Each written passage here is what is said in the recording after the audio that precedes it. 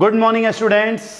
बच्चों आज हम लोग अब पी ब्लॉक स्टार्ट कर रहे हैं। पी ब्लॉक में नाइट्रोजन फैमिली, क्योंकि पी ब्लॉक में सबसे ज़्यादा क्वेश्चंस नाइट्रोजन फैमिली में आते हैं और पूरे नाइट्रोजन फैमिली में हम लोगों को नाइट्रोजन और फास्फोरस के कंपाउंड्स ही पढ़ने हैं। हाँ, बाकी बेसिक हमें जरूर पढ़ना है नाइट्रोजन की जनरल प्रॉपर्टीज़, यानी आपको इसके लिए इलेक्ट्रॉनिक कॉन्फ़िगरेशन आना चाहिए, पीरियोडिक टेबल पूरा होना चाहिए, पीरियोडिक प्रॉपर्टीज़ और केमिकल बॉन्डिंग आना चाहिए। अगर आप ये पढ़ चुके हैं तो आगे हम लोग ये देखते हैं। थोड़ी बहुत बॉन्डिंग या कुछ आप क्यूआरसी का एक वीडियो है, वो मेगा एपिसोड होगा, वो आप देखेंगे, उसमें काफ़ी कुछ आपके लायक मिलेगा। तो चलिए हम लोग नाइट्रोजन फैमिली स्टार्ट कर रहे हैं, जो आपके नीट, आपके जेई मेंस, एडवांस या और भी कंपटीशन के लिए बहुत ही इम्पोर्टेंट है। देखिए नाइट्रोजन फैमिली में जो मेंबर्स होते हैं बच्चों, जो नाइट्रोजन फैमिली में मेंबर्स होते हैं वो है आपके nitrogen, phosphorus, arsenic, antimony, bismuth और जो नया एक खोजा गया है वो मॉस्कोवियम। ये एलिमेंट्स होते हैं और इनको कलेक्टिवली सबको मिला के हम लोग बोलते हैं निकोजेंस। क्या बोलते हैं? निकोजेंस। निको माने एक्चुअली होता है चोक। चोक माने आप देखते होंगे सरसों का तेल नाइट्रोजनस होता है। सरसों के तेल को जब डालते हैं ना कुकर वगैरह में, पूरा झंझनाहट वाली गैस आती है। तो चूंकि ये चोक जनरेटर होता है तो इसलिए इसको निकोजेंस कहते हैं, है ना। जैसे ऑक्सीजन फैमिली को चेल्कोजेन, एरोजेन ऐसे, क्योंकि वो ओर फॉर्मर्स होता है। फ्लोरीन वाले को हेलोजेन। और इनके कंपाउंड्स को, इनके जो भी कंपाउंड्स हैं होते हैं उनको क्या बोलते हैं हम लोग? निक्टाइड्स। क्या बोलते हैं? निक्टाइड्स। इनको निकोजेन और इनके कंपाउंड्स को निक्टाइड्स बोलते हैं। ठीक है। अब देखिए नाइट्रोजन में हम लोगों को जो मेन चीज़ पढ़ना है, थोड़ा सा पहले पीरियोडिक टेबल से हम लोग रिलेटेड देख लेते हैं। इसमें क्या है, इनका इलेक्ट्रॉनिक कॉन्फ़िगरेशन आपको पता है, 2s2 2p3, 3s2 3p3, 4s2 4p3, 5s2 5p3, 6s2 6p3 और लास्ट में 7s2 7p3।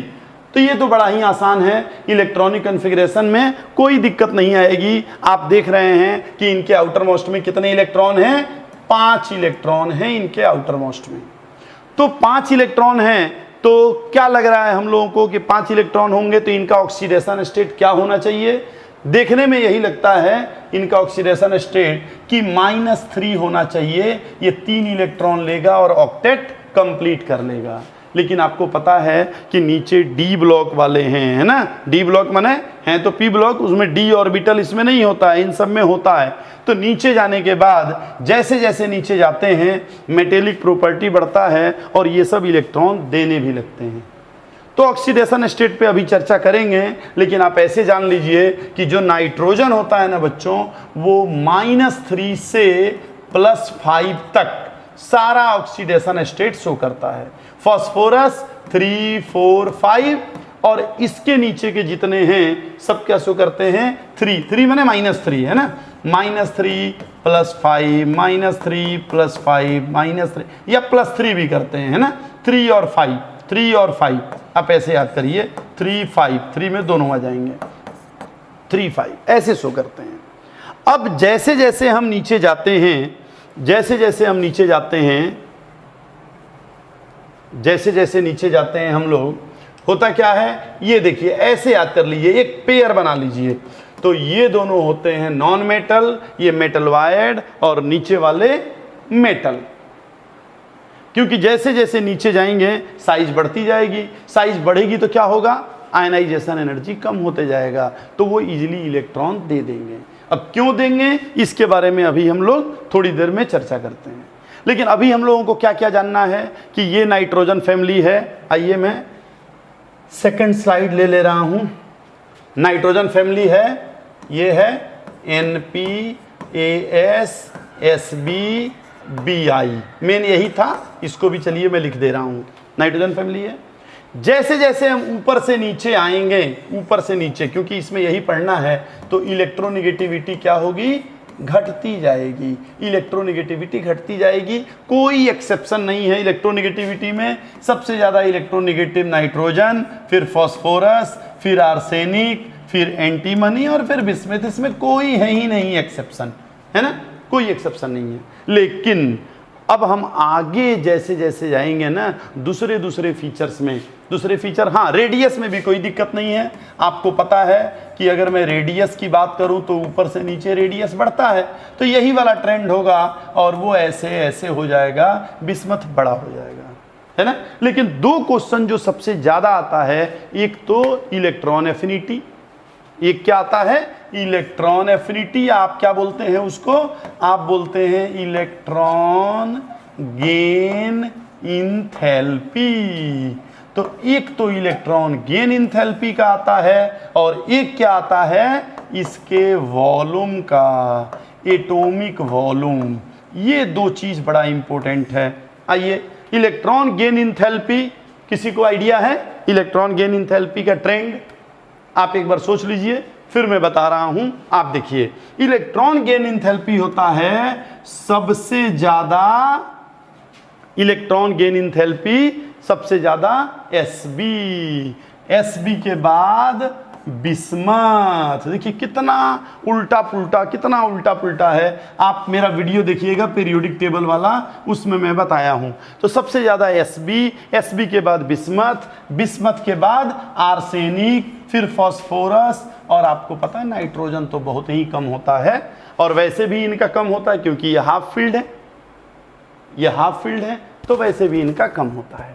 अच्छा, उसी तरह एटॉमिक वॉल्यूम का क्या है, एटॉमिक वॉल्यूम का सबसे ज्यादा बिस्मथ, बिस्मथ के बाद एसबी, फिर यहां से सब चेंज हो जाता है, नाइट्रोजन, फास्फोरस, आर्सेनिक, ऐसे हो जाते हैं। अब आप कहेंगे सर कुछ ट्रिक बताइए, ऐसे तो याद नहीं हो पाएगा, बड़ा दिक्कत होगी हम लोगों को। तो देखिए, इसको आप ऐसे याद करिए, इसको सब क्या याद करिए, सब बीबी, सब मने, अरे सभी, सभी, सब मने सभी बीबी, एस ऐश्वर्या, सभी बीबी, ऐश्वर्या और प्रियंका, है ना। सभी बीबी ऐश्वर्या और प्रियंका नहीं होती, तो याद रख लीजिए कि सभी बीबी ऐश्वर्या और प्रियंका नहीं होती। सभी माने एसबी, बीबी, ऐश्वर्या, प्रियंका नहीं होती, याद रहेगा। अच्छा, इसको कैसे याद करना है, इसको याद करिए कि सब बीबी एक ही जैसी होती हैं, चाहे जो भी हो। तो इसको कैसे याद करेंगे, बीबी सब नई पुरानी, है ना, नई हो या पुरानी हो, सारी बीबी, बीबी सब नई पुरानी ऐसी ही हैं, सब वैसी ही हैं, एक ही जैसे हैं, है ना। तो आप ऐसे याद कर लीजिए कि बीबी सब नई पुरानी ऐसी ही हैं, ये एटॉमिक वॉल्यूम है। और इलेक्ट्रॉन गेन इंथैल्पी कि सभी बीबी एस प्रियंका नहीं होती। ठीक है, चलिए अब थोड़ा सा हम लोग आगे बढ़ते हैं। यहां तक मुझे लग रहा है आपके समझ में आ रहा है। तो क्या क्या हम लोग समझ गए। अच्छा, एक आयनाइजेशन एनर्जी, आयनाइजेशन एनर्जी में भी कोई एक्सेप्शन नहीं है। आयनाइजेशन एनर्जी भी जैसे जैसे आप ऊपर से नीचे आते हैं, आयनाइजेशन एनर्जी घटती जाती है, बिना किसी एक्सेप्शन के घटती जाती है, इसमें भी कोई दिक्कत नहीं होती है। अब देखिए आगे, ये हम लोग समझ गए कि ये दोनों क्या होते हैं बच्चों, ये दोनों होते हैं मेटल, ये दोनों मेटल वायर्ड, ये दोनों, सॉरी बार बार उसको मेटल कह दे रहा हूं, नॉन मेटल, मेटल वायर्ड और नीचे वाले मेटल, ये होते हैं। अब एक क्वेश्चन जो आता है इसके बाद, वो अब हम लोग आगे बढ़ें। अच्छा, उससे पहले एक और चीज है, आप लोग कहेंगे एटॉमिक नंबर तो बताए नहीं। एटॉमिक नंबर मुझे लग रहा है सबको पता भी होगा। नाइट्रोजन का आपको एटॉमिक नंबर पता है 7, और उसके बाद एक हमने ट्रिक भी बताया था, यहाँ 8 ऐड करिए, यहाँ 8 ऐड करिए, 18, 18, 32, याद आ रहा है ना, ऐसे करते जाएंगे आप। तो नाइट्रोजन में अगर 8 ऐड करेंगे तो कितना आएगा, 15। तो फास्फोरस का कितना हो जाएगा एटॉमिक नंबर, 15। ठीक है। अच्छा, अब इसमें आप 8 ऐड करेंगे, इसमें 8 ऐड करेंगे तो कितना, नहीं 1 बार 8 फिर 18 ऐड करते हैं ना बच्चों, तो इसमें 18 ऐड करेंगे तो आर्सेनिक का कितना हो जाएगा 33, है ना। 1 बार 8, 2 बार 18, इसको हटा दीजिए, है ना, 2 बार 18 और फिर जोड़ना है 32। तो देखिए यहाँ 33 में 18 ऐड करेंगे तो कितना होगा 8 3 1 3 और 1 4 1 5, माने SB का कितना हो जाएगा 51। और 51 के बाद अब जब 32 ऐड करेंगे तो कितना हो जाएगा 5 3 83, और 83 के बाद जब ऐड करेंगे तो कितना हो जाएगा 511। तो ये एटॉमिक नंबर तो बड़ा ही आसान है, आप इजीली याद कर सकते हैं। 8 18 18 32 32 50 50 ऐसे ऐड करते जाएंगे, एटॉमिक नंबर आपका आसानी से आ जाएगा। आइए अब हम लोग थोड़ा आगे बढ़े हैं, है ना। अब फिर से थोड़ा सा हम लोग आगे बढ़ते हैं। चलिए मैं फिर से लिख लूँ NP AS SB BI MO, है ना। आइए मैं इसको लिख लिया और अब हम लोग इसको आगे बढ़ने जा रहे हैं। अब आगे क्या है कि एक तो नाइट्रोजन है, नाइट्रोजन किस रूप में होता है इस दुनिया में N2, क्या होता है N2, और क्या होता है गैस। और बाकी कैसे होते हैं, अरे फास्फोरस P4, आर्सेनिक AS4, ये SB4, ऐसे ऐसे होते हैं, और ये होते हैं सॉलिड। ये कैसे होते हैं सॉलिड। तो अब एक क्वेश्चन ये भी उठता है कि नाइट्रोजन N2 क्यों और फास्फोरस P4 क्यों। तो आइए जरा ये भी देखते हैं। आपको पता है कि ये नाइट्रोजन है, नाइट्रोजन का न्यूक्लियस पहला सेल भरा होता है और दूसरे सेल में कितने इलेक्ट्रॉन होते हैं बच्चों 5 इलेक्ट्रॉन ऐसे होते हैं। अच्छा, तो जब 2 नाइट्रोजन पास पास रहते हैं, 2 नाइट्रोजन, तो आपको पता है कि इसको भी कितने चाहिए इलेक्ट्रॉन 3, इसको भी 3। तो आप लोग क्या करते हैं, जब दोनों को 3-3 इलेक्ट्रॉन चाहिए तो आप लोग ऐसे कहते हैं कि दोनों शेयरिंग कर लेंगे सर, दोनों शेयरिंग कर लेंगे। और ये इलेक्ट्रॉन जो है ना, ये इसका भी काम चलाता है और इसका भी। आप लोग इसको कर लेते हैं ट्रिपल बॉन्ड। चूंकि नाइट्रोजन में 2 एटम एक साथ रहते हैं, इसलिए नाइट्रोजन गैस होता है। अब आप कहेंगे तो फास्फोरस भी तो बना सकता है P2, नहीं, इसके जो ऑर्बिटल होते हैं ना बच्चों, वो 2p होते हैं, 2p। देखिए सिग्मा तो पहले ही बन चुका, आप पढ़े केमिकल बॉन्डिंग में। अब पाई बनाना है तो पाई में 2p तो बन जाएगा, 2p तो इजीली बन जाएगा। लेकिन अगर 3p रहा, 3p 4p 5p, जैसे जैसे p बढ़ते जाएंगे ना, वैसे वैसे बॉन्ड कमजोर होता जाएगा। अरे डिस्टेंस बढ़ेगा ना, तो डिस्टेंस बढ़ेगा तो बॉन्ड कमजोर होगा। इसीलिए फास्फोरस ऐसा ये तो बना लेगा, क्या बोलते हैं 2p पाई 2p पाई, ये इजीली 2p पाई बना लेता है, इसीलिए गैस होता है नाइट्रोजन और फास्फोरस। और इसीलिए कम रिएक्टिव भी होता है, क्योंकि रिएक्शन करने के लिए इसको क्या करना होगा, तीनों बॉन्ड टूटना होगा। और तीनों बॉन्ड तोड़ने के लिए कितना मेहनत, कितनी एनर्जी लगेगी। इसीलिए तो नाइट्रोजन जो गैस है, हमारे बाबा के ज़माने में, हमारे पिताजी के ज़माने में और आज भी नाइट्रोजन 78% है। नहीं तो हम लोग कहते हैं ना कि आज से 20 साल पहले तो 78 हुआ करता था, आज तो इतना ही बच गया है ना। ये बहुत ही स्टेबल होता है। आप ये भी जान लीजिए, दुनिया के जितने डाई एटॉमिक मॉलिक्यूल्स होते हैं, सबसे ज्यादा बॉन्ड एनर्जी CO की होती है और CO के बाद नाइट्रोजन की। मतलब आप क्या बोलेंगे, जितने डाई एटॉमिक होते हैं उसमें होमो डाई एटॉमिक है, होमो माने एक ही, होमो डाई एटॉमिक में नाइट्रोजन का सबसे ज्यादा होता है, नहीं तो CO की बॉन्ड एनर्जी ज्यादा होती है। ये बहुत स्ट्रांग है। खैर, अब हम आते हैं जरा फास्फोरस में। फास्फोरस ऐसा बना नहीं पाता, क्यों, क्योंकि फास्फोरस में 3 हो जाते हैं, 3p पाई 3p पाई, और 3p पाई 3p पाई बहुत ही वीक बॉन्ड होता है, नहीं बना पाते। अब जब नहीं बना पाते तो फास्फोरस करता क्या है, ऐसे करता है, एक फास्फोरस, एक फास्फोरस, एक फास्फोरस, एक फास्फोरस, ऐसे ऐसे ऐसे ऐसे ऐसे ऐसे बन जाते हैं।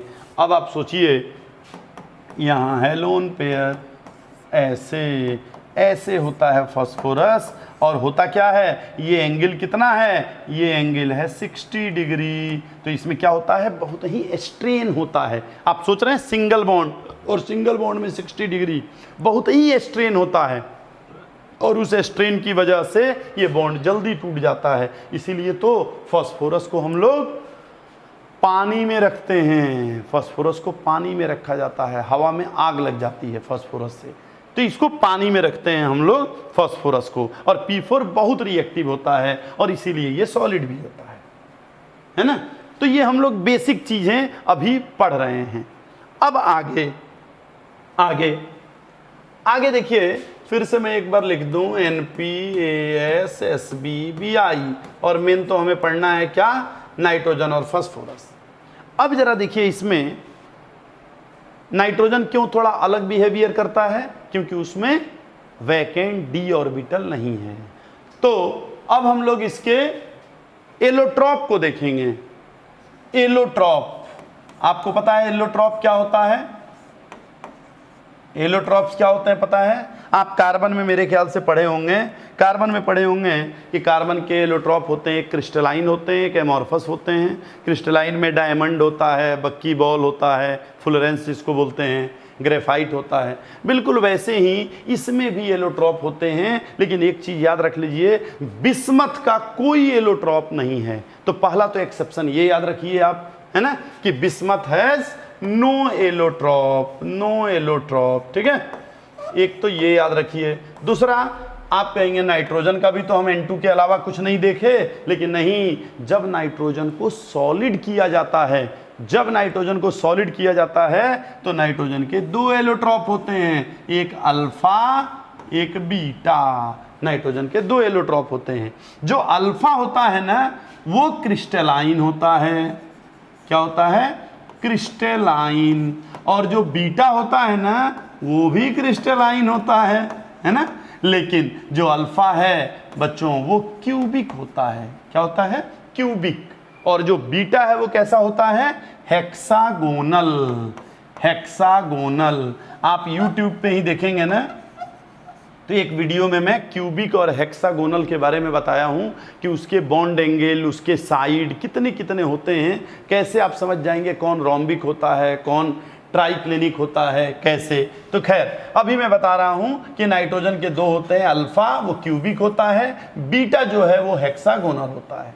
सबसे ज्यादा पूछा जाता है फास्फोरस का। फास्फोरस के कितने होते हैं एलोट्रॉप, इसके 5 होते हैं। कौन कौन, एक तो व्हाइट फास्फोरस, आप नाम सुने ही होंगे, व्हाइट फास्फोरस बहुत रिएक्टिव होता है, इसी की वजह से तो पानी में रखते हैं फास्फोरस को। दूसरा रेड फास्फोरस, है ना, रेड फास्फोरस कहाँ लगता है, माचिस के ऊपर, रेड फास्फोरस। अच्छा, तीसरा वायलेट फास्फोरस, तीसरा वायलेट फास्फोरस। चौथा एस्कारलेट फास्फोरस, एस्कारलेट फास्फोरस। और उसके बाद ब्लैक फास्फोरस, है ना, ब्लैक मेटेलिक होता है, अल्फा ब्लैक बोलते हैं, ब्लैक फास्फोरस ये होता है। देखिए, इसको याद करने में एक मैं तरीका बता दे रहा हूं, आप ऐसे याद कर लीजिए कि ऐसे याद कर लीजिए, वी आर, देख लीजिए, we are very serious but, ठीक है, we are very serious. We माने white phosphorus, R means red, V means violet, S means scarlet, और बी बट माने black. We are very serious but, अब but के बाद आप किसके लिए सीरियस हैं वो भर लीजिएगा, आगे क्या लिखना चाहते हैं, we are very serious but, ये याद रहेगा। और उसके बाद एक आर्सेनिक होता है, और आर्सेनिक के कौन कौन से होते हैं एलोट्रॉप, आर्सेनिक के होते हैं एक ग्रे, एक येलो और एक ब्लैक, है ना। आर्सेनिक के यही 3 होते हैं। और लास्ट में एंटीमनी भी बता ही दें, हालांकि ये सिलेबस में नहीं है, फिर भी एक होता है मेटेलिक, एक होता है एंटीमनी का मेटेलिक, और एक होता है अल्फा या उसी को लोग एल्लो कहते हैं, या एक एक्सप्लोसिव होता है।